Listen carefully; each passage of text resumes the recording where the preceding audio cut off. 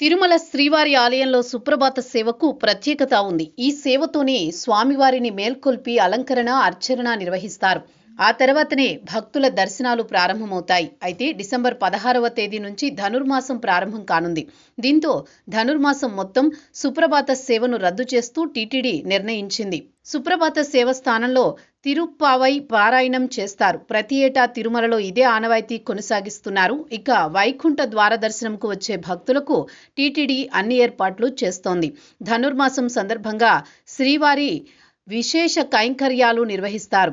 బిల్వపత్రాలతో సహస్రనామార్చన చేస్తారు. శ్రీవిల్లి పుత్తూరు చిలుకలను ప్రతిరోజు స్వామివారికి అలంకరిస్తారు.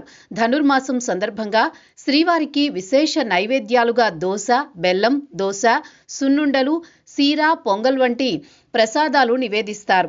పురాణాల ప్రకారం ధనుర్మాసంలో దేవతలు సూర్యోదయానికి 1:30 గంట ముందుగా నిద్రలేచి బ్రహ్మముహూర్తంలో శ్రీ మహావిష్ణువును ప్రత్యేకంగా ప్రార్థిస్తారు. కావున ఈ మాసానికి సౌరమానంలో ప్రాధాన్యం ఉంది. కాగా పవిత్ర ధనుర్మాసాన్ని పురస్కరించుకుని డిసెంబర్ 16వ తేదీ నుంచి 2026 జనవరి 14వ తేదీ వరకు దేశవ్యాప్తంగా 233 కేంద్రాల్లో ప్రముఖ పండితులు తిరుప్పావై ప్రవచనాలు చేయనున్నారు.